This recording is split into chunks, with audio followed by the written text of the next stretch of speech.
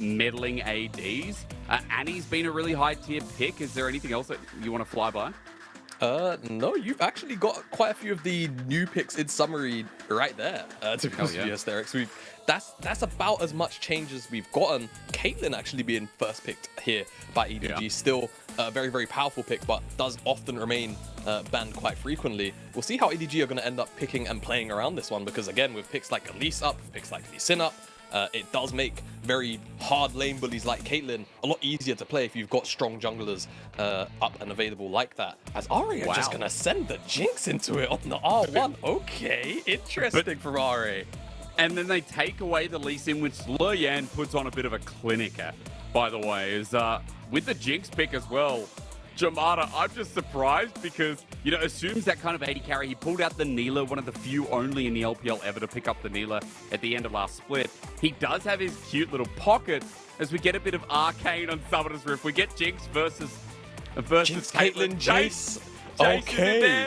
Oh my god, Season 2.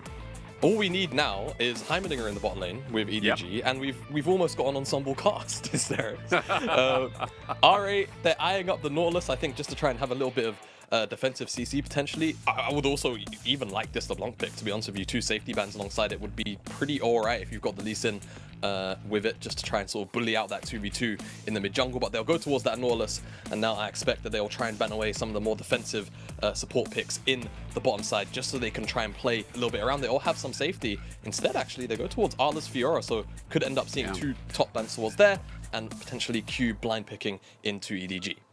Well, blind pick, if we're talking about Cube, you know, things like Sion, Jamada's still open, Casante's still there. Cube is someone who will just go for a flat tank, and when we have a Jinx on the team, let's be real, Cube is a bit of a role-playing top laner, so yeah. Exactly. I think EDG gonna likely try and trim away from Cube's sort of strongest picks and some of the more out there ones as well. Like you said, Cassante could be very, very powerful, and when you see Jinx, you kind of get to grips with the likelihood is you're going to be playing front to back on the side of RA, so trying to trim away some of those very strong sort of tools that you could have alongside it would pay off quite heavily. You could even see something like Azir banned away, just for the sake of not having to deal with Jinx plus Azir in that sort of scaling department. Sure, EDG right now have a whole bunch of early game champions, but if EDG show some kind of fault and they aren't able to really pull ahead in the first 15-20 minutes, then having to deal with that much range and scaling and damage could be quite detrimental if you're running champions like Elise, like Caitlyn. Yeah, there's obviously team styles, team compositions coming through already. I like that you brought out the EDG. It's going to be a bit about pace here to start off. We'll see how it gets rounded out with the range already played through, as Annie is the final ban coming through, which has been flexed and played towards the mid lane. And as we're saying, Cube's a bit of a role player here. Jamada, I mean, I don't think we've seen like as strong front to back like this, at least many times in the LPL this split. No, it's been a whole bunch of different things, but front to back hasn't really been the consistent theme, and Cube's just going to press the silent button, and I've been saying it a little bit. You press the silent button when there's not really a tank killer on the enemy team, excuse me, and things get quite difficult to deal with. Now, I did say Heimerdinger for the ensemble cast of Arcane, and it seems like EDG, well, here's the thing. It was so late that it's probably still going to get locked in anyway. They go towards the Mordekaiser, which is something we don't get to see very frequently at all in pro play. Fortunately, you have a bit of a Mordekaiser connoisseur among you, so I'll get towards that pick once we're inside the game, but typically it does quite well into tanks. Things like the passive have % HP damage attached to it, so very, very strong and very, very hard to bully out of the lane and very easy to 2v1 and the top jungle when you're against the tank. And there we go, we will get that Heimerdinger in the bottom side. So a lot of strong poke and a lot of strong lane priority for EDG, as well as Jiejie on that Elise. So expect to see EDG around that bottom side quite a bit in the early stages. I'm going to ask you a little bit more questions. As you said, you're apparently a connoisseur on Mordekaiser. The more I learn, the more I like. But we will talk about EDG's draft and how this is just rounded out, because this game number 1 has been a sight to behold. As someone who, again, was last casting on 13.1, what a treat this has been. Now, we do get the Syndra coming through, and Jamada, we were just talking about range for EDG, for RA. We've mentioned things like front to back. We now also have a Syndra to really play the mid-range quite well for RA. Yeah, and I feel like because EDG don't really have much in the name of frontline, right? It's kind of just your Mordekaiser, who inherently might not even end up building a whole bunch of resistances, right? I think Mordekaiser's builds are quite versatile, and it really depends on how Arla reads this match. Strive on the Syndra here is always going to have a target to one-shot, right? Whether it's the Caitlyn, whether it's the Jayce, there's always going to be someone that you can blow up, and it also plays into that 2v2 in the mid-jungle when you have Elise in. Well, they would move back into that top 2 echelon, while for RA, this team has an opportunity to move into playoff standings. We're 3 weeks away, but a win here could be the saving grace later on, as we re-enter Summoner's Rift for another time here. Starting off week 7, LPL, it's just gone so quick. It really has. It feels quite strange. I think for me, I also missed like half a week going to Berlin. So it's kind of like week 5 kind of doesn't exist in my head. Oh, yeah. But you're doing yeah, 2 different broadcasts. I mean, that's, you're mad. You're going between patches. I respect that, because we were still on 13.1. Goodness me, yeah. That is also quite true, isn't it? But yeah, finally on 13.3 here in the LPL. We were quite worried. We was waiting for a long time to get onto the new patch. About a month. Did take a while, but we're here. And for your first game on 13.3, we do have quite the diverse draft, and definitely a lot more diverse than I feel like we've been seeing compared to quite a few other games, to be quite frank with you, on this patch. But it's definitely good to see that the new patch has spurred a lot of creativity, because I feel like we were all getting quite bored of Zeri Lulu, Nami Lucian, Vi Maokai. Yeah, it just wasn't that fun. But at least we've got some new picks here in this opening game of the series. Yeah, so tell me again, was I hitting the nail on the head? Are you just looking for strong lanes from EDG? Is that what this comes down to, simply put? Yeah, more or less, right? I think they've got pretty strong 2v2 matchups across the board. And you can kind of see even FoFo getting the good early trades in here against Syndra. It's only really once Syndra hits level 6 where you can try and start to threaten back, right? Level 5 when you get sort of equal and maybe a wave clear in that sense. With Jayce having so many abilities available. Whoa, hello, Dredge Line. What a hook. Lee's stuck. Actually, Lee might be dead. There's the flash away. The heal not burnt yet.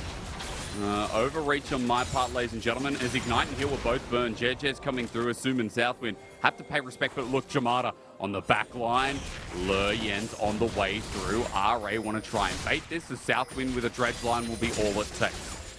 Yeah, no flash on Leave still, has heal, but if any skill shot connects, he should, in theory, kind of just die. Southwind has flash.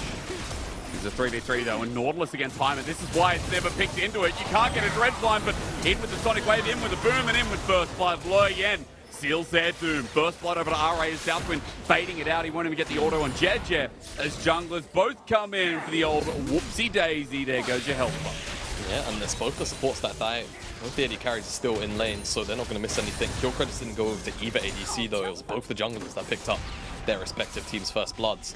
Jiejie could try and just slip into the blue buff here and get a little bit of information. We'll pop the ward. He has smite. Both junglers have smite, and with the health advantage, he could consider it, but you can see Southwind's here first. Doesn't want to flip it. We'll just get a look at how everything unfolded here on the bottom side. And just Southwind stepping up a little bit too far, gets clipped by the grenades. As soon as that stun comes through, it's a little bit too hard to really walk out this one alive, but Leyan is there and is able to pick up Meiko, who isn't able to flash. Or Heimerdinger as Jiejie picks up that kill. And actually, they do go for the delayed invade here. Oh, beautiful Leyan. stun from Meiko, and Jiejie's just dead. Leyan dead, and you know what, Jamada? As EDG's comp, I will take that. That's a 2-0 Elise at 4 minutes in the game. Exactly right. That first base is going to be massive. It's going to be like tier 2 boots or Dark Seal and a whole bunch of tomes, whatever it is. It's really up to him as it's that last Mordekaiser pick in August. It was, yeah. From Zoom. He was on Ultra Prime, so 11th of August is quite a while ago. Yeah, it's back when we saw quite a bit up in the top lane. But, you know, Jamada, with all these early game transactions going on for EDG, you didn't get a chance to flex your Mordekaiser knowledge up against this big brute. Well, will I be able to? Because Leyan, he's considering a mid lane gank, but he's going to go ahead and take the Raptor. So, yeah, Mordekaiser, how do I put it? He's just got really high sort of base damages in the early stages. It's very, very hard to really walk up to him, especially as a tank like Sion. You might be able to win out on some awkward trades here and there, but it can get quite difficult in terms of winning the 1v1. You really do have to force a massive error out of the Mordekaiser, out of Ala, who, you know, we know as sort of a more mechanical player, right? So those kind of missteps are going to come very far and few between. And so far, up in the top side, he's just kind of doing his own thing. He's going to farm up for a while. I'm more interested in the build he decides to go, just because, again, those builds can be quite versatile. Though I will say you should expect him to always kind of find that Rylai's in the build because that slow can be so oppressive with the passive once you have it propped up. Now, enough of that. We've got against Heimerdinger. It's just so frustrating. He's a double stun and getting the slow down. Sssum just standing there waiting as he flashes away, almost dies to Jiejie, who goes deep here, but turning back to human form, we're waiting for a cocoon, but the minions are in the way. TP comes through from Strive, who's level 6 with flash available. Here it comes into Meiko, but a sidestep with a flash burn of his own as EDG survived the play. Yeah, very fortunate that Meiko didn't blow his flash when he died at first blood because he has it here to survive again on the back of this play. Now FoFo just looking to play a little bit of annoyance on the way for Strive, or even maybe assassinate Leyan because he saw how low he was. That shot blast does connect, but Strive will make it back to the mid lane. And even though he does miss a wave, he does get the flash Meiko, so perhaps that can be leveraged by the side of RA. But man, this early game from EDG, they are bullying Leyan. Great tracking so far as well as, look, I couldn't have said it more perfectly. Jiejie and Meiko making it their business to come into this enemy jungle as Smite is there for Jiejie. That's my wolf. Takes it, runs him away, and Leyan stays level 4 with a low health bar and is just trying to pick up what he can get. Oh, yeah, no, where does he get this? Quite contrary to the other day when Koi were playing, and I think it was Marong on the Elise, and his side wolves didn't die, I think, for about 20 minutes, something like that. He just refused to farm the wolf camp. In this game here, however, Jiejie is eating all of Leyan entirely. He is not allowed to get those wolves, and all of this early pressure is going to finally cascade into an early dragon here for EDG, which is kind of what you expect for now. Before Leyan hits level 6 and also has Strive by his side, the early skirmishing isn't going to be quite as powerful, right? And definitely first move, first hit to a lot of those plays is super impactful and super important. And so far, it's been EDG first in the bunch just about every time. And it's a 1k gold lead because of it as well. Like, that's already huge with the first dragon picked up moments ago. Now, 1k, an overstatement by myself, but still, you guys get the point. It's hovering between 700 to about 1,000. With a good CS lead through mid, with bots starting to build one as well. Of course, jungle, we see the double kill there that leads into the early Sork shoes. And right now, RA trying to stem the bleeding with Leyan moving back towards mid. Great scout of the week. Sonic Wave, though, doesn't connect. And that Warthog hoping to get an angle onto FoFo, but he just slides by. That's that Merc Treads value on the scout of the week stun there. And unfortunately, Leyan is just a little bit too slow on the reaction there, just because there's not really that long of a duration for the stun to even last the tenacity picked up by FoFo. So gank attempt failed, but you can definitely see the threat, right? As soon as you get Scat of the Week in your head, you're just thinking, FoFo is probably going to die here, isn't he? But if the Lee Sin can get on top of him the next time, you'll certainly see a whole bunch of damage come through, and FoFo will die, so he has to be careful that he doesn't get clipped by another combo like that. Got some warding toward the bottom side that's going to give him information on Leyan. Again, it's been great tracking from EDG so far as Observer just wants to see Cube ulti, I'm sure, or run out to base. Fantastic POV there. It's like we get like a speech bubble to see what Sion's thinking at the time being. Me like me. Wait, no, that's Mundo. I don't know how Sion talks. Me like kill. Me like kill. Yeah, he's quite brutish, Sion. And I'm sure Cube is having a great time laning into Mordekaiser. It's very interactive. So much fun. Yeah, really fun top lane, being able to just get hit for all that passive damage that Mordekaiser does. Is Jiejie, again, this just never stops. Leyan's going to look for an angle towards mid. Might find FoFo. Scout of the Week connects there. Merc threats again, but Sonic Wave this time connects. Bopped away. Unleash power.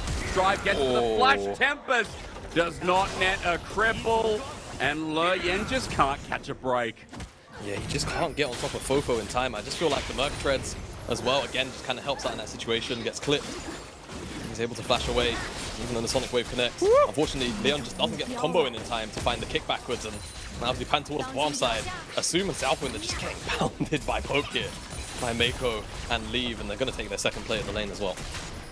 It's absolutely huge. Now I can firmly say that 1k exists as not only the plate Jamada, I mean, the back timing means that they're going to get yet another one.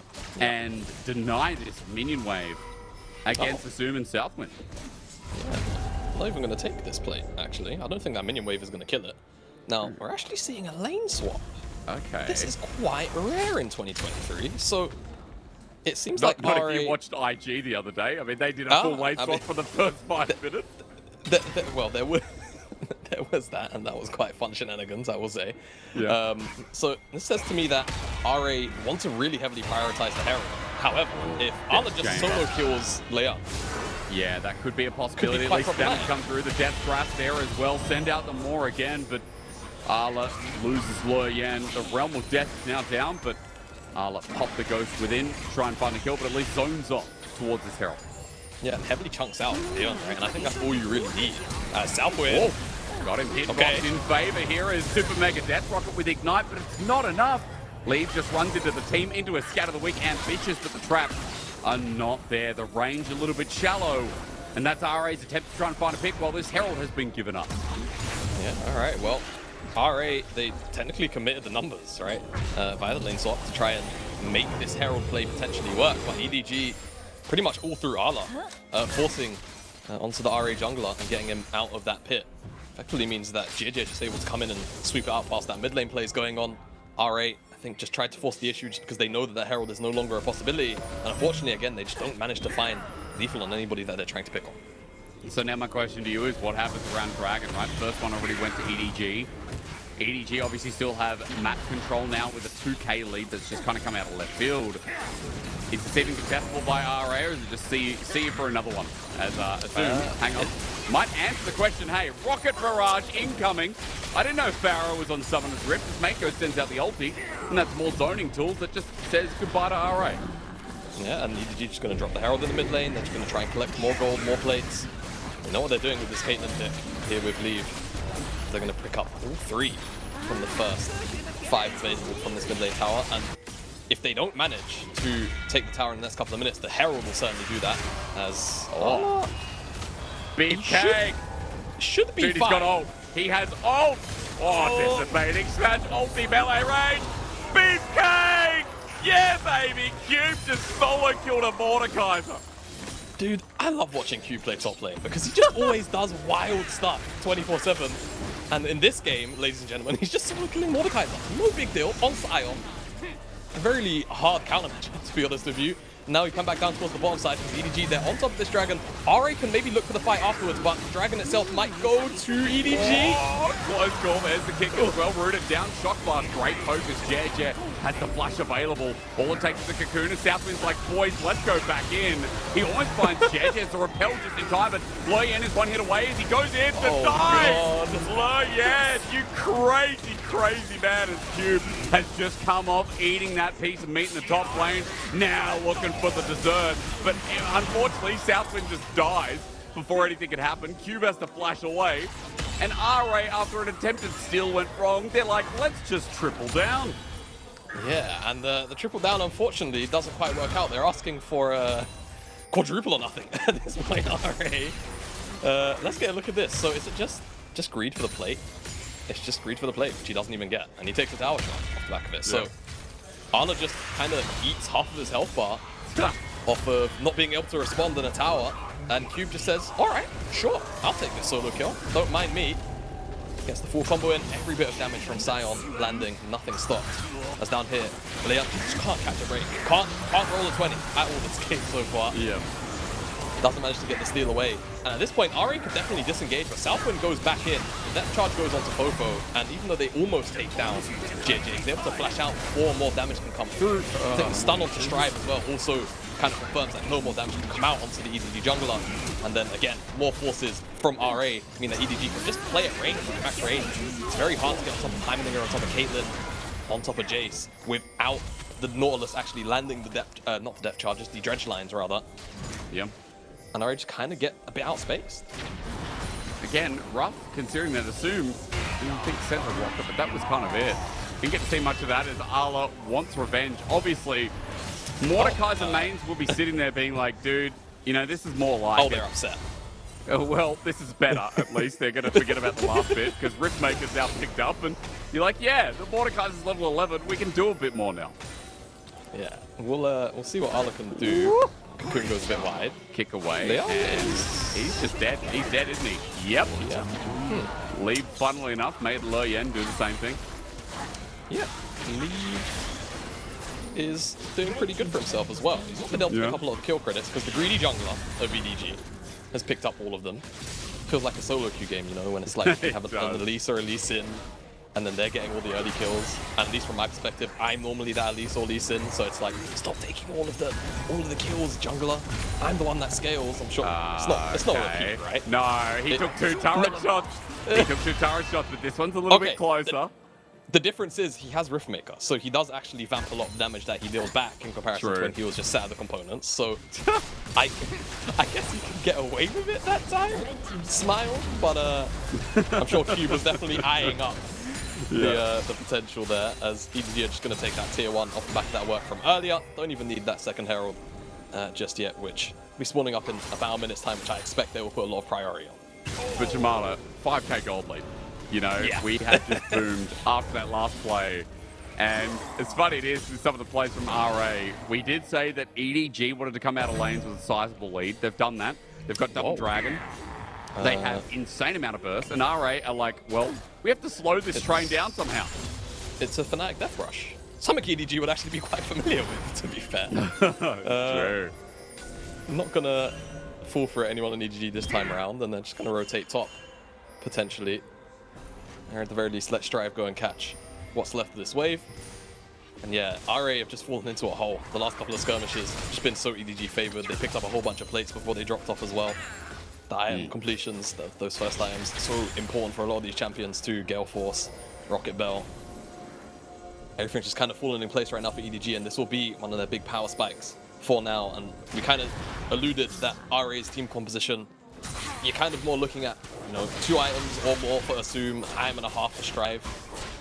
And hell, Strive's actually gone the Andres. He's not going towards something like the Ludens, which I don't know if I necessarily agree with that particular pickup, but I'm not really one to get into item optimization on cast very often. I'll just let the pro players do what they want to do. It's alright, I'll be honest with you. I can see exactly why you question it though, is he did take a long while to get there too, so the Leandra is against this team that doesn't have many health stackers. For the Heimerdinger. As Meiko is going to dodge away. Look at this guy, Keanu Reeves, be careful. As you get a rocket, and Arla comes in and just says, you get yourself a smash down. The decimating smash in the death realm though is going to be impactful as RA are waiting for him to come out. Cube takes half his HP, but the stun grenade from Meiko as Cube just wants to run back in and end it. Okay, Sion, do what you want to do, brother. Yeah, EDG, they're just spacing RA so well. They've got, you know, a pretty big range advantage through FoFo and his poke. And it feels like it's just so difficult to get on top of anyone because of Heimerdinger. And Leave is also just playing at absolute max range 24/7. And I also really have to highlight, I think that Arla just consistently ulting Cube out of, well, he's done it 2 times in a row now. But the fact that Cube is that big frontliner and then you just kind of remove him, turn into a 4v4 where realistically EDG right now are just so much more powerful than their counterparts. It gets even harder for RA to play because then you don't even have Cube to try and soak up some of this poke damage. All right, Jamada, take me through this because it's just, as you said, I think spacing is the perfect way to put how this game's been going. Yeah, it just feels like EDG playing really well at their max ranges. Arla removes Cube from the equation. You can see EDG are waiting behind the markers of that ultimate to ensure that as soon as Cube comes out, they can just blow him up, and they do. And it leaves RA in a super awkward situation because they can't really move forward either because they know if they advance too far forward, Arla's going to pop out that Death Realm, he's going to have his passive up, and he's got right lines. Or rather, he's got the, what do you call it? Riftmaker. The Riftmaker stacked up. So he's just going to basically start one-shotting everyone a little bit over the course of a couple of seconds. My question to you is, you know, you wanted to look at alternative builds. We do have Riftmaker, so does that mean we're getting Nash's topside? Because he's already got the blasting wand for it. But we don't really see Nash's tooth on Mord anymore. There's too many powerful items to pick up. Things like Demonic Embrace. We've mentioned the Rylai's already. Sometimes Zonya's is kind of a necessity. Again, the champion can kind of just build whatever it wants. At the end of the day, you have to remember Mordekaiser is technically a juggernaut, right? So if he needs to go towards more tanky items, even on occasion see things like Sunfire come out, just because, you know, you're constantly on top of targets anyway to deal your damage. Why not ramp that up to 11? He has the Jack Show build in there still. Is that still a thing? Yeah, like, Jack Show also shows up every now and again. It's super variable to team comps, right? Like, yeah, if you're Mordekaiser and you see on the enemy team there's a whole bunch of bruisers and not really a whole bunch of burst damage, then you know you can probably get away with a Jack Show game. Though at that point, again, you also have to consider, well, will I just get more out of the Rift Maker? There's probably some maths that I'm not super good at all of the time to work on there. But it's, again, it's about that survivability, right? It depends on what kind of aspect you want to try and aim at. And if you feel like the Jack Show scaling is going to get you sort of into a much more unkillable state, then go towards that. And of course, if you feel like the damage is more important, then you go towards that. As Jiejie is pretty fine. Okay, that's TP though. That's what I'm concerned about, because Arla's got one in reverse into Southwind. He goes golden, but in the death realm, he's going to be taken down real quick. All it takes is one more mace to the face, and Southwind go back to base, brother. EDG find one in front of the Baron, and yet again, this game just looks impossible. Not even one, but two. Leyan died as well, all because they tried to kill this spider, this spooger. Yep, it's a hard watch. Hysterics, it is a bit of a hard watch, because EDG are they're just dissecting RA on every aspect of their play right now. And it's been very few missteps from EDG. Can't really recall one as a team. Seen a couple of individual oversteps, cough, Allah, but other than that, it's been a near perfect game from them. And I feel like RA really have to go back to the drawing board on how they potentially at the very least approach this game, as Hex Flash into a dredge line, but unfortunately Jiejie is just too quick. Goes into the spider form, repels up. Even though he comes back down, he's able to jump to a ward, it seems like, as Cube teleports deep, but again, you can always turn it into a 1v1. There's no real big issue there, as Leon's just overstepped. Simple as that. Southwind comes out of the death realm and just dies. So RA, again, just don't really have much an answer to the strength of EDG right now, and the composition being played out so well at range, and then also diving in when necessary. It's really clinical from EDG. And there's level differences everywhere as well. That just shows you how this game has gone, as through jungle, through mid, through bot. Those level differences very apparent, even through support at this point. As Stride looks to scatter the weak, it's flushed away from, but Meiko's far enough away. Okay, Cube, decimating smash onto a turret. You do, again, what you want to do is EDG are getting aggressive here with the Baron buff in play, and Jamada, it's because the Dragon comes up in 50 seconds. Meiko's going real deep here with the LPL. He draws in Cube, he might die himself. Meiko's frontlining, he gets obliterated, but I don't think they care. I think it was all a bait as the deck roll on the back end has got himself a fancy little Jinx. Arla takes them down, the wings are out, and Arla finally learns how to fly. It's just so scary, isn't it? You get death realmed by this big Mordekaiser, level 15, you're just a little Jinx who doesn't even have 2 items, and you think, oh golly, I'm about to kill him, and then he just pops a massive 500 shield as leave.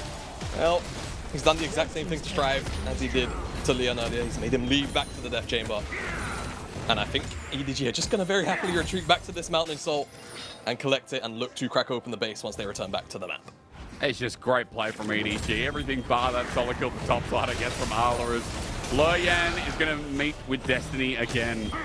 Caitlyn almost taking him down. Leave, great ace in the hole, but Leyan lucky to survive at the end of the day. He gets forced out of Dome Jungle. A Mountain Soul gets denied from a Sion, let alone a single Mountain Dragon. Southwind, you shouldn't be here.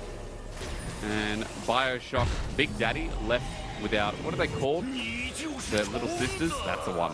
I always think you see Annie and Nautilus together, I think, man, is this Bioshock? Is this just too close? It just feels like it every time. You know, I'm still, to this day, I've not played the Bioshock series. What?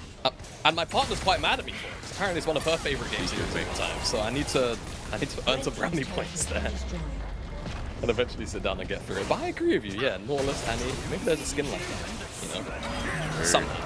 But Annie already has that goth skin, which is kind of close to how the little sisters look. Kind of. And Nautilus, every skin looks like Big Daddy, so it works out. Works out perfectly. But again, look, Southwind is back up and alive with 0-5-1. He's had a pretty rough game despite hitting some, I'd say, some decently clutch hooks. The bottom lane, though, isn't the only difference. Like, Jamada, I could go on about, oh, this is what defined the game, but let's be real. I think it was just Jiejie's early game. It was their constant invading of Leyan and making him irrelevant. Yeah. It just made the early game so clutch.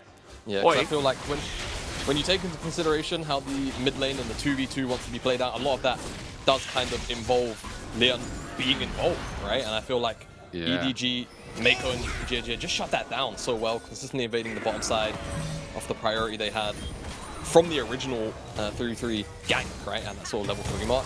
And from there, it just felt like it was a bit of a insurmountable lead in pressure, which RA never really found an answer to. Do you know why I was awing you? Because it's a Nash's. It is a Nash's. Oh, it is a Nash's. From Arlo, yeah. Looks like the Mordekaiser embrace is coming third. Yeah, sure. All right. It's not like it's a bad item. There's just all the other items are so strong on him. It feels like it's very rarely a Nash's game, and I'm not sure if I would call this a Nash's game per se. But at the end of the day, more damage is more damage, and if he does manage to stick to a target, those auto attacks are gonna hurt.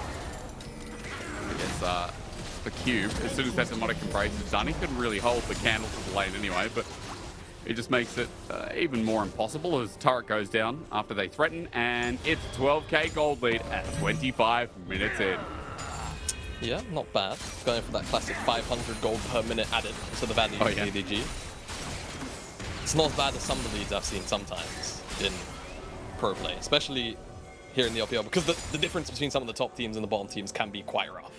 True. In all fairness, but dude, I used to cast when I did a bit of PCS last year.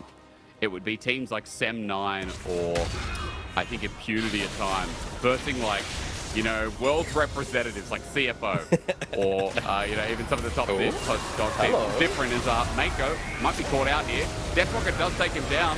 That's a couple of good picks. However, it's just turned around. Look at the damage from Meiko, even after being dead. He gets Strive. A great pick, but the Caitlyn is sent into a Sssum.